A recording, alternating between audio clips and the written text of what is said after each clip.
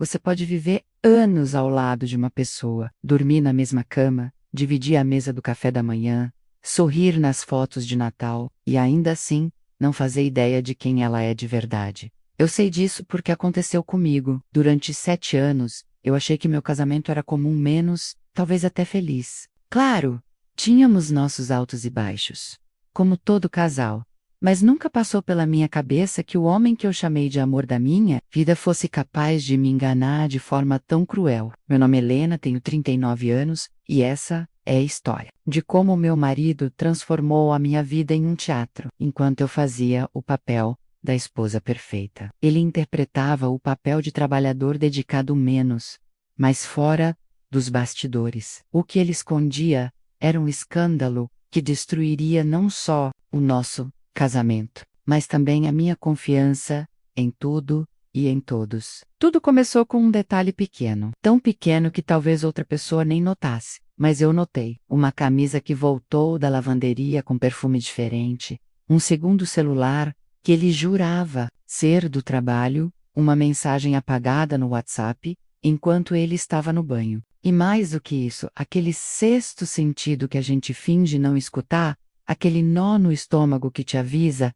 tem algo errado. No início, tentei justificar. Ele vinha trabalhando muito, fazendo horas extras, e parecia mais distante. Pense que fosse cansaço, estresse, problemas com o chefe. Mas a verdade é que ele tinha outro trabalho, além do emprego, e esse sim, era secreto. Um dia, ele esqueceu o celular desbloqueado em cima do sofá. Algo que nunca acontecia. Era como se o destino quisesse que eu visse. E quando vi, meu mundo virou do avesso. As mensagens não deixavam dúvidas. Ele não apenas me traía menos, mas a identidade da pessoa com quem ele estava quebrou tudo o que eu acreditava ser real. Aquilo não foi só uma traição de corpo, foi uma traição de alma, de confiança, de história. Meu coração acelerava, minhas mãos tremiam, e tudo o que eu conseguia pensar era como eu nunca percebi. Como ele conseguiu esconder isso por tanto tempo?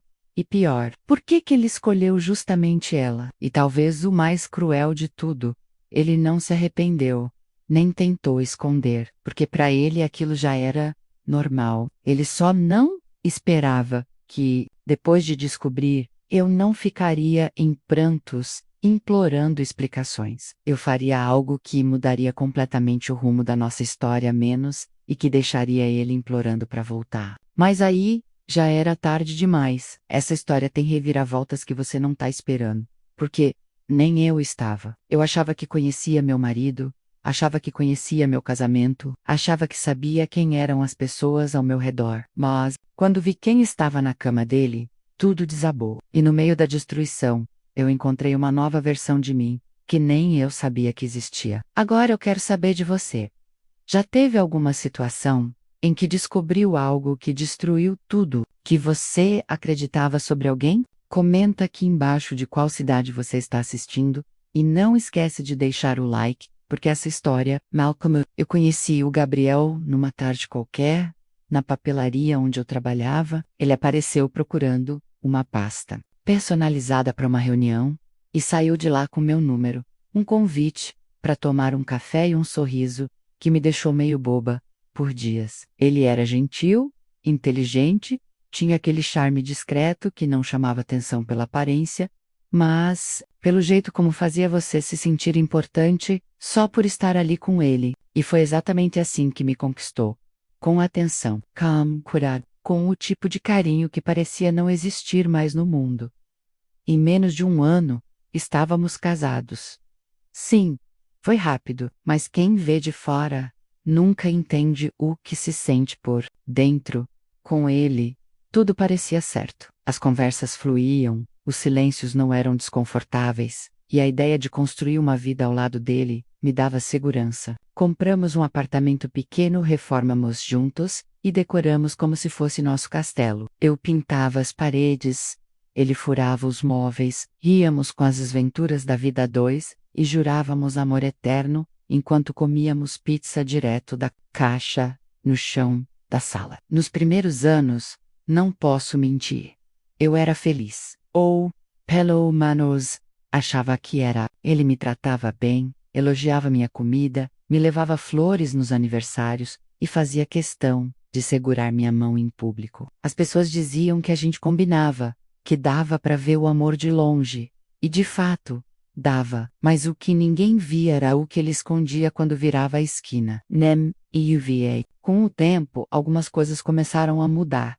Pequenas, sutis, mas perceptíveis. Ele passou a chegar mais tarde, dizer que estava atolado de trabalho. Começou a dormir mais virado para a parede. Os abraços se tornaram menos frequentes, os beijos mais automáticos. Às vezes, eu o via olhando para o nada, como se estivesse em outro lugar. Eu perguntava se estava tudo bem, ele dizia que sim, e eu acreditava. Porque era mais fácil acreditar do que imaginar o contrário. E Yumi, a ideia de que ele era só um homem cansado, lutando para manter o emprego em um mercado difícil. Até comecei a mimar mais, fazer surpresa com jantares, comprar presentes sem data, tentar reacender uma chama que eu nem sabia que tinha apagado. Mas sempre que eu me aproximava, ele se afastava.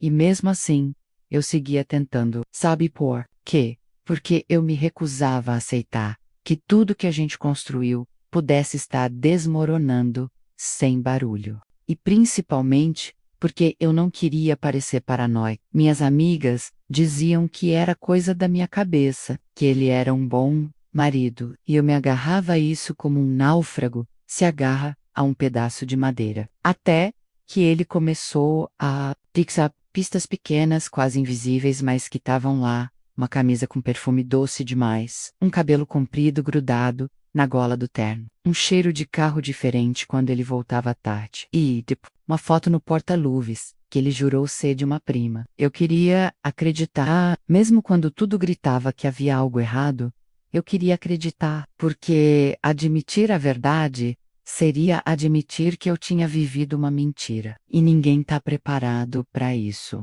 A gota d'água veio num domingo à noite. Ele disse que ia trabalhar menos mais uma vez. Mas esqueceu o relógio em casa. Um relógio novo, que eu nunca tinha visto. Peguei para guardar na gaveta dele e encontrei uma nota fiscal de hotel. Uma suíte com hidromassagem, no mesmo final de semana em que ele disse estar em treinamento. Naquela noite, eu não dormi, e na manhã seguinte, decidi que não ia mais fugir. Esperei ele sair, vesti a roupa mais simples que eu tinha, não. Queria parecer ameaçadora, queria apenas entender, e fui até o tal hotel. O recepcionista hesitou, mas eu tinha o número do quarto. Subi, e quando bati na porta, eu esperava qualquer coisa mesmo, menos ver o que eu vi, porque não era apenas uma traição de corpo, era uma traição de confiança, de laços de sangue. Aperte Dolly, minha vida virou de cabeça para baixo. Mas não do jeito que você está pensando. Porque eu não gritei. E eu não corei? Eu simplesmente fechei a porta e comecei a planejar o que viria a seguir. A imagem daquela porta, se abrindo, nunca vai sair da minha mente. Eu podia ter gritado, podia ter feito escândalo, sacado a parede, ou chamado a polícia. Mas eu não fiz nada disso. Eu fiquei parada, congelada, porque quem estava dentro daquele quarto, de roupão branco e sorriso sem vergonha, não era uma amante desconhecida, uma colega de trabalho ou uma ex-namorada ressuscitada do passado. Não, era a minha irmã, sim, a minha própria irmã, a mesma que chorou no meu casamento, que segurou minha mão quando meu pai morreu, que dormiu comigo no quarto durante as noites de trovão quando a gente era criança, ela com meu marido, e eles não estavam discutindo ou tendo um momento de tensão. Eles riam, estavam confortáveis, como se aquilo fosse rotineiro, como se eu fosse o incômodo da história. Fechei a porta, desci as escadas em silêncio, me sentei no banco de um ponto de ônibus, mesmo tendo ido de carro, e só respirei. Não chorei, ainda, eu só repetia mentalmente. Ela. A cada batida do coração, essa palavra ecoava com mais força. E então, como uma onda vindo de trás, os flashes começaram. Coisas que eu nunca tinha notado, agora ganhavam outro significado. A forma como eles trocavam olhares em festas de família. A risada que ele soltava quando ela fazia uma piada. A insistência dela para que eu fosse mais compreensiva com ele quando brigávamos. Tudo estava ali sempre a Steve. e eu nunca vi. Mas o pior não era a traição. O pior era a constatação. Eu era a única no escuro. Quando confrontei minha mãe, dias depois, entre soluços e café frio, ela hesitou, respirou fundo e disse: Filha, você sempre foi boa demais. Você não merecia isso. Mas, talvez tenha sido melhor assim. Aquilo me esmagou. Significava que ela sabia, que todos sabiam, menos eu. Foi então que eu entendi. Meu casamento nunca foi real. Era uma encenação rumo a espetáculo, um enfeite de fachada para um romance subterrâneo, que crescia enquanto eu regava uma planta de plástico. E foi aí que algo mudou dentro de mim. A dor deu lugar a um tipo diferente de energia. Não era vingança, era clareza. Eu queria reconstruir minha vida, mas dessa vez, sem ilusão. Comecei pelo silêncio. Não contei a ele o que eu sabia. Voltei para casa como se nada tivesse acontecido. Fiz o jantar. Beijei a testa dele. Deixei ele falar das planilhas, dos clientes, do trânsito, mas por dentro, eu mapeava tudo. Cada movimento, cada senha. Cara, recibo esquecido na calça. Fui juntando peças como quem monta um quebra-cabeça gigante. E nesse processo, encontrei mais do que suspeitava: contas ocultas, transferências em nome de terceiros e até um seguro de vida em meu nome, assinado, sem meu consentimento. Era como descobrir que, além da traição, ele também me via como uma peça descartável, um risco calculado. E enquanto ele me traía com minha irmã, eu descobria quem ele era de verdade.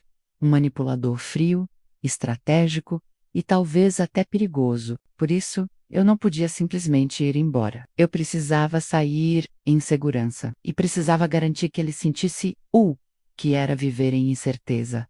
Foi aí que comecei a jogar o jogo dele. Mudei senhas, fiz consultas jurídicas, Conversei.com, uma advogada especialista em dissolução de bens, e mais. Comecei a me aproximar da empresa dele. Ele não sabia, mas eu tinha acesso ao sistema fiscal, pois era meu nome em alguns documentos de abertura. E quando entendi isso, eu vi a porta de saída. Eu podia não só deixar ele, eu podia desmontar o castelo que ele construiu às minhas custas. Paralelamente, eu enfrentei outro dilema.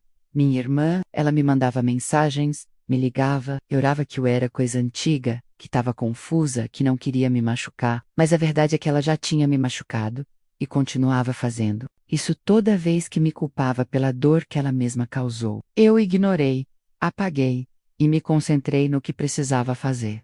Saí daquilo inteira. Até que chegou o dia. Eu acordei antes dele, fiz café, como sempre. Preparei sua marmita.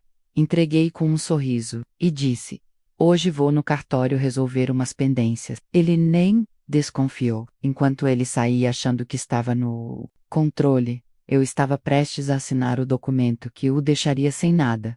Um pedido de divórcio, com cláusulas que ele jamais imaginou que eu seria capaz de exigir. Mas eu tinha provas, tinha registros, tinha o poder, só que eu ainda precisava de mais uma peça. Algo que o desestabilizasse de vez. E essa peça estava prestes a chegar até mim, de um jeito inesperado. Um e-mail anônimo com um anexo. Quando abri, mal pude acreditar no que vi, porque aquilo não era só mais uma traição, era algo que podia colocar ele na cadeia. E, se eu usasse da forma certa, ele jamais teria coragem de olhar na minha cara de novo. O e-mail chegou em uma manhã nublada, como se até o tempo soubesse o que estava prestes a acontecer. Era um endereço sem nome, sem assunto, só com uma única linha. Você merece saber de tudo. Em anexo, uma série de PDFs e 3 vídeos curtos. No início, hesitei em abrir. Achei que fosse alguma armadilha emocional, ou coisa da minha irmã tentando justificar o injustificável. Mas quando apertei o play, percebi que aquilo não tinha vindo de alguém tentando me proteger. Tinha vindo de alguém querendo se vingar. Do próprio Gabriel, as imagens mostravam reuniões informais que ele tinha com clientes da empresa, mas havia algo estranho ali. Maletas, assinaturas em envelopes e dinheiro trocando de mãos, sem nenhum recibo. Em uma das gravações, ele aparecia dizendo claramente: ela nem sonha que é o nome dela no contrato. Se dar ruim, cai tudo nas costas dela. Meu sangue gelou. Então não era só traição, não era só a irmã, era crime, e ele planejava me usar como escudo, como laranja, como culpada. Naquele instante tudo virou uma questão de tempo e de estratégia. McQuay, Genter M. Casa. Pedi que ele chegasse mais cedo. Disse que queria conversar. Ele aceitou, com aquele sorriso cínico de quem acha que já venceu. Preparei a mesa, uma refeição especial, luz baixa, tudo no mais puro estilo casal, se reconciliando. E que ele se sentisse no controle. Precisava que ele falasse. Durante o jantar, ele tentou ser carinhoso. Comentou que eu estava mais bonita, que sentia que a fase ruim tinha passado. Eu sorri e esperei. Quando ele terminou o vinho, coloquei meu plano em ação. Peguei uma pasta, coloquei sobre a mesa e disse: assina. Ele franziu a testa, confuso. O que é isso? O início da sua liberdade. E da minha também. Ele folheou os papéis, leu as cláusulas, e então sua expressão mudou, de confiança para desespero. Você não pode me tirar da empresa, você não pode usar meu nome para lavar dinheiro. Ele travou, ficou pálido. Do que você está falando? Dos vídeos, dos áudios, dos contratos, do seguro de vida, no meu nome, da Quelle Hotel e da sua amante, minha irmã. O silêncio que seguiu foi ensurdecedor. Elton, ri. Você não tem prova de nada. Então eu mostrei. Deixei rolar o vídeo com ele dizendo que tudo cairia nas minhas costas. A voz dele ecoando na sala, enquanto ele desmoronava diante da própria arrogância. Isso é invasão de privacidade, ele gritou.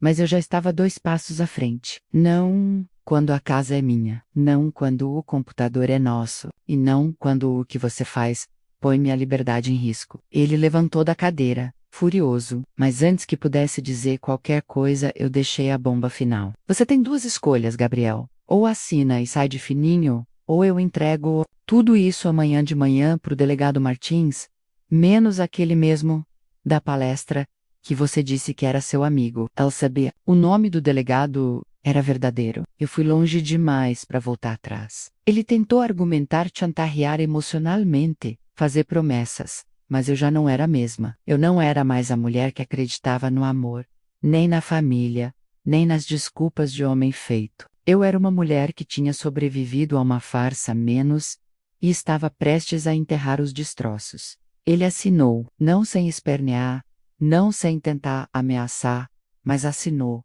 E no dia seguinte, sumiu, saiu da empresa, sumiu das redes, mudou de número. Tentei não saber mais nada, mas soube pelos outros. Ele tentou abrir negócio próprio, falhou. A irmã, bom, ela sumiu também. Minha mãe tentou juntar os cacos da família, mas eu não quis colar nada. Algumas coisas, quando quebram, não devem ser coladas. Naquela noite, sozinha, sentei na varanda, tomei um chá, respirei fundo e pela primeira vez em meses, senti algo próximo da paz. Eu tinha enfrentado o inferno e saído de lá, andando, machucada sim, mas de pé. O mais irônico de tudo é que, se ele tivesse me traído com qualquer outra pessoa, talvez eu tivesse perdoado. Se tivesse me usado em negócios escusos sem envolver meu nome, talvez eu nem descobrisse. Mas ele foi arrogante. Ele achou que eu era burra, que eu era fraca, que eu precisava dele, e foi isso que destruiu tudo. Porque no fim, não foi ele quem me libertou, fui eu. Alguns meses se passaram desde aquela noite. O apartamento agora é só meu. As paredes foram pintadas, os móveis trocados e até o cheiro mudou. Parece outro lugar, porque, na verdade, é não só pela decoração, mas porque eu também mudei. A mulher que um dia acreditou em cada palavra doce do Gabriel ficou presa naquele vídeo que recebi. E quando eu apertei o play, foi como se tivesse apertado o botão de reiniciar a minha própria vida. No começo, não foi fácil. A solidão tem um peso estranho quando você estava acostumada a dividir até o silêncio com alguém. Às vezes à noite eu ainda acordava e, por reflexo, esticava o braço para o lado dele. Mas era só o travesseiro. E aos poucos, isso foi se tornando um alívio, porque era um travesseiro, não uma mentira, deitada ao meu lado. A empresa seguiu em frente. E, ironicamente, cresceu, com ele fora da sociedade, os contratos se tornaram limpos, os lucros aumentaram, e até a equipe parece trabalhar melhor. Descobrimos que ele desviava verbas pequenas, quase invisíveis, que somadas, geravam um rombo no caixa. Hold, come nova, gestão, novos clientes e novos princípios.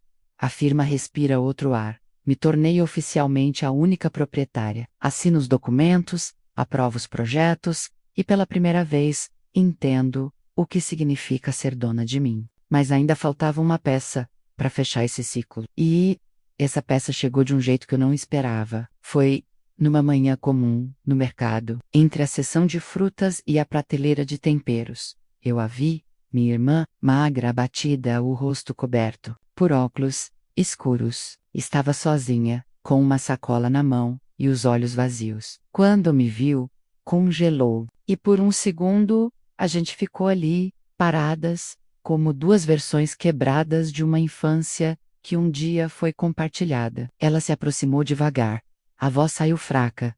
Helena, me perdoa. Eu poderia ter gritado. Poderia ter despejado todo o rancor que ainda restava, mas naquele instante, olhando para ela daquele jeito, eu entendi uma coisa. Ela já estava pagando, com a própria consciência, com a solidão, com o arrependimento. Você não precisa do meu perdão, Camila.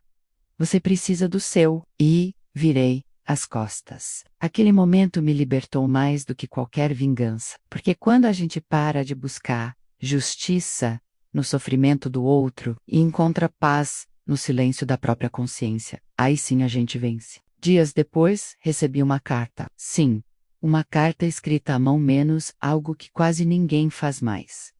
Era do Gabriel. Um envelope simples, com minha antiga assinatura rabiscada, no verso lá dentro, 2 páginas, palavras pesadas, algumas tentativas, do explica-cal, outras de remorso. E no fim, uma frase.